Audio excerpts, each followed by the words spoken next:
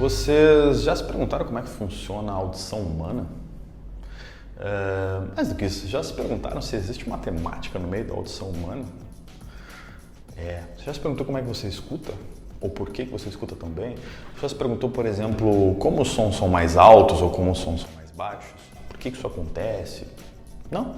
Agora, se eu te dissesse, antes de você continuar se perguntando, você já está se perguntando, que tem muita, mas muita matemática envolvida nisso, você acreditaria? Não? Ou sim?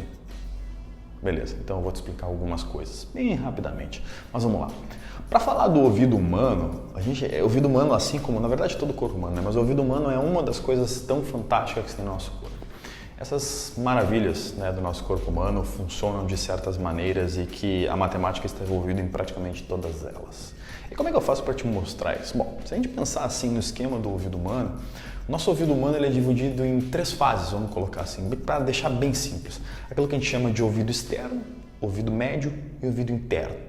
No ouvido externo, basicamente vai ter, né, o nosso canal principal, que é aquele que você consegue enxergar e por onde entra um som, ou por onde as ondas sonoras entram, tá? Seja por um lado, ou seja por outro, tá? Então, quando a gente para pensar nesse esquema do ouvido, a gente se pergunta como é que esse som entra e como é que a gente consegue captar isso, né? Na verdade, esse som é formado por várias coisas. A primeira coisa que vai chegar aqui para nós, ou melhor, aonde essas ondas sonoras vão chegar, é no nosso tímpano. O tímpano basicamente vai vibrar de uma certa maneira e vai mandar essa informação para 3 pequenos ossos que existem depois do tímpano. E essa vibração desses ossos vai mandar essa informação, vai passar para um órgãozinho que a gente chama de cóclea, que tem uma espécie de espiral. E essa cóclea vai tremer e esses fluidos, existe um fluido dentro dessa cóclea que vai passar, né, para aquilo que a gente chama de nervo. Esses nervos, né, são os nossos nervos auditivos que vão levar essa informação para o nosso cérebro. Existe então assim uma espécie de caminho neural, né? Esses nervos vão conseguir nos levar ou levar para que a gente consiga entender ou captar essa informação do som. Isso é muito fantástico, né? Até talvez eu pudesse ter chamado um biólogo para falar isso aqui hoje, mas beleza, vamos entrar mais na matemática por enquanto. Beleza? Então, para a gente tentar entender como é que a matemática entra nessa brincadeira, a gente precisa pensar o seguinte, bom, já que é uma onda, né, a gente está falando o que é uma onda, né, uma diferença, a variação de pressão no ar, e a gente escuta essa pressão, a variação dessa pressão aqui no nosso ouvido. Acontece que não é só uma onda que a gente escuta, a gente não escuta um único som. Na verdade, a gente escuta uma combinação de vários sons diferentes, né? Então, o que a gente precisa entender é o seguinte, a primeira coisa que a gente precisa entender é como é uma onda, como ela funciona. Então, a gente pode chamar uma onda, vamos definir ela matematicamente assim, dessa forma, tá? Onde, basicamente, a gente vai ter esse A0, que a gente pode chamar de, né, a nossa ATM normal, nossa pressão normal, tá? A pressão do momento. Depois, a gente vai ter uma onda do tipo senoidal, né, que vai ter uma amplitude A, tudo bem? E vai ter outras 2 coisas que a gente chama, né, de ângulo de fase e frequência. Então, essas 2 informações são cruciais também para dar modelagem nessa onda, assim como a gente está vendo aqui. Então, quando a gente tem matematicamente uma onda modelada, uma onda sonora, matematicamente, a gente já começa a tentar entender algumas coisas. Tudo bem? Só que é meio ilusório achar que a gente vai escutar uma única onda sonora. Que de fato a gente não vai escutar uma única onda sonora, a gente vai escutar muitas ondas sonoras e o que chega para nós num único momento é uma informação, que basicamente é a mistureba, já ouviram falar desse termo, mistureba? A mistureba ou a mistura de tantas dessas ondas sonoras. Há quantas? Várias. Nem todas a gente consegue escutar. A gente precisa deixar bem claro também que a audição humana compreende uma faixa, tá? Que, se eu não me engano, é de 20 a 20 mil, né, hertz. Se não tiver nessa faixa, né, a gente não escuta. Por exemplo, um cachorro escuta de 10 a 40 mil, então é uma faixa completamente diferente. Por isso que para eles são mais altos, diferentes frequências podem causar alguns danos, que para nós, por exemplo, não causam. Então, por exemplo, se a gente tem uma modelagem dessa onda, a gente precisa entender que nada mais nada menos, como não é uma única onda, a gente vai obter uma combinação de várias ondas. Se eu pegar, por exemplo, 1, 2, 3 ondas, tudo bem? Dessas 3 ondas, eu mostrar o que seria a combinação delas, seria isso aqui. Então a gente vai chegar, ou chega para nós, uma informação desse tipo. Esse é o tipo de onda que a gente vai escutar, é o que chega no nosso ouvido. Então, basicamente, é a soma de todas essas outras ondas. Então, o que a gente tem aqui, basicamente, é essa combinação. Então, para tentar entender como é que a gente entende essa combinação e como é que vai ser esse caminho neural até o nosso cérebro, é muito legal. Porque se a gente parar para pensar aqui, de novo, vamos colocar o ouvido humano aqui. sem toda aquela parte que a gente já falou. Mas se a gente colocar, por exemplo, todos os caminhos neurais, cada um deles, cada linhazinha dessas, representando uma onda sonora, é como se cada uma daquelas três representasse uma, e claro, a gente vai ter a informação de uma única onda sonora. A gente escuta um som, mas é a combinação de vários desses outros. Tudo bem? E para a gente entender isso, a gente tem que colocar isso também matematicamente. Se a gente imaginar uma onda, depois a gente pode imaginar uma outra onda, depois uma outra onda e assim por diante. A primeira coisa que a gente tem que entender aqui é que essas ondas, né, vão formar uma espécie de somatório, porque a gente está falando justamente da soma dessas ondas como sendo o som que chega no nosso ouvido. Então a gente pode expressar isso como um somatório também. Tudo bem? Outra coisa que a gente precisa entender é que esse somatório é finito. Do contrário, né, ou seja, como eu disse, a gente está dentro de uma faixa. Aquela faixa que eu falei lá de 20 a 20 mil Hz. Tudo bem? Então o que a gente precisa entender aqui nesse primeiro momento é isso. Então existe um somatório finito, tudo bem, de ondas, e existe uma faixa, e justamente por causa dessa faixa, esse somatório é finito. A gente pode tentar também entender e colocar aqui a introdução do que seria o período, porque se essas ondas têm todas na forma senoidal, elas vão ter uma espécie de período. Esse período é extremamente fundamental, então a gente pode também trocar e colocar esse período dentro da nossa ideia de formação de somatório para essas ondas. Tranquilo? Como é que a gente faz para entender, então, para modelar? É muito difícil modelar isso, esses valores ou essas ondas são aproximadas.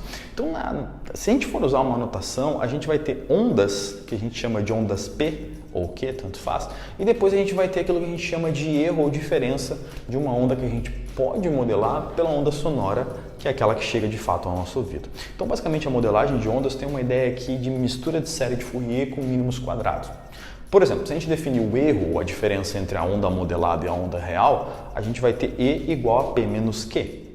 E se a gente quiser modelar isso por mínimos quadrados, neste certo período, afinal nós temos uma coisa periódica, a gente vai poder fazer, por exemplo, a integral de 0 a t, ou seja, a integral no período, de E ao quadrado, aí mínimos quadrados, né, pelo tempo dessa onda. Então a gente vai ter nada mais nada menos do que uma espécie de integração. E quando a gente faz a integração disso, a gente chega justamente numa fórmula de mínimos quadrados, que nos resulta justamente por alguns teoremas que a gente vê na matemática em algo que tem uma similaridade muito grande com aproximações de Fourier.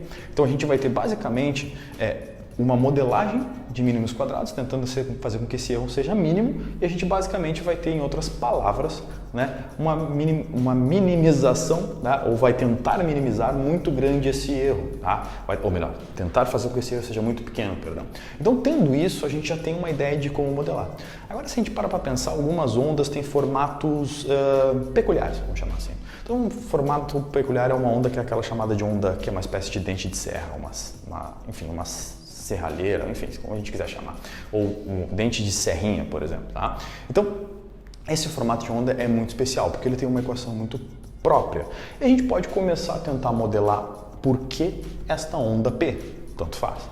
E a gente se dá conta que quando a gente começa a modelar e a gente chama aquele somatório, a gente consegue, via os coeficientes de Fourier, colocá-los aqui e descobrir quanto vale cada um deles. À medida que a gente consiga colocar sempre no somatório, a gente coloca aqui a onda de formato serra e a gente tem a primeira aproximação, depois a gente tem a segunda, e depois a terceira. E depois de várias aproximações finitas, a gente consegue ver que a minimização de fato ocorre, a gente consegue modelar aquela onda sonora via ondas periódicas com formas de senos e cossenos. Então isso é fantástico, a gente consegue de fato fazer tudo com modelagem de ondas sonoras. É por isso que hoje a gente consegue ter várias ondas eletrônicas todas modeladas matematicamente. Tudo bem? Muito fantástico isso, porque a gente consegue realmente fazer com que todos esses tipos de ondas apareçam. Agora, como é que eu posso entender melhor, ou com uma situação do dia a dia, que essas ondas de fato vão realmente funcionar? Como é que eu entendo isso? Vou te dar um exemplo bem simples. Por exemplo, como a gente entende que as ondas ou o som que chegou no nosso ouvido, ele é simplesmente uma soma de várias ondas, a gente pode começar a pensar num negócio chamado... Calma um pouquinho que eu preciso de um auxiliar aqui. Esse aqui, ó. Um fonezinho, beleza? Esse fonezinho aqui, deixa eu pegar até a versão do outro ouvido. Esse fonezinho aqui é um fone que tem uma peculiaridade muito legal. Ele não é só um fone que transmite o som, mas ele tem uma função que a gente chama de noise cancelling, ou seja, um cancelamento de ruído. Esse formato noise cancelling, se a gente colocar ele no nosso ouvido e ligar o formato noise cancelling,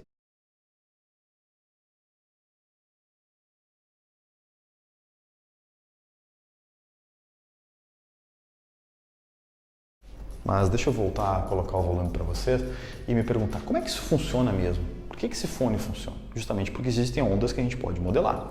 E justamente tendo essas ondas que a gente pode modelar, a gente se dá conta que o noise cancelling basicamente é tudo que eu falei aqui. Vamos imaginar que você está na rua, tudo bem? A rua existem vários, enfim, ondas sonoras que você está ouvindo, pode ter barulho de táxi, de sirene, pessoas caminhando, o ônibus parando, o avião passa, pode ter tudo, né? Então vai existir aquilo que a gente chama de onda média. A gente pode calcular e modelar essas ondas, ou melhor, a gente não. Esse carinha aqui. Mas ele vai fazer isso e vai modelar aquilo que a gente vai chamar de onda média. E ele vai simplesmente pegar essa onda média aqui e vai emitir no sentido contrário uma onda média ao contrário. Como assim uma onda média ao contrário no sentido contrário? Ele vai emitir uma outra conta que, na soma dessas duas ondas, elas se cancelam. E é por isso que ele vai, não é que ele vai bloquear o som, mas ele emite uma onda exatamente com o sinal contrário. Então nós temos uma onda P e uma onda menos P. Então a soma de P com menos Q, né, vai me dar o quê? Nada. Um cancelamento de ruído.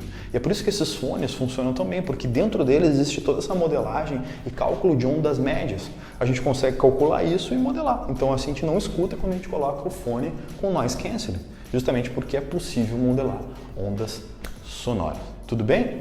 Então, quando você quiser não escutar nada, ou ninguém, sei lá, coloque seu fone aqui com o seu noise cancelling.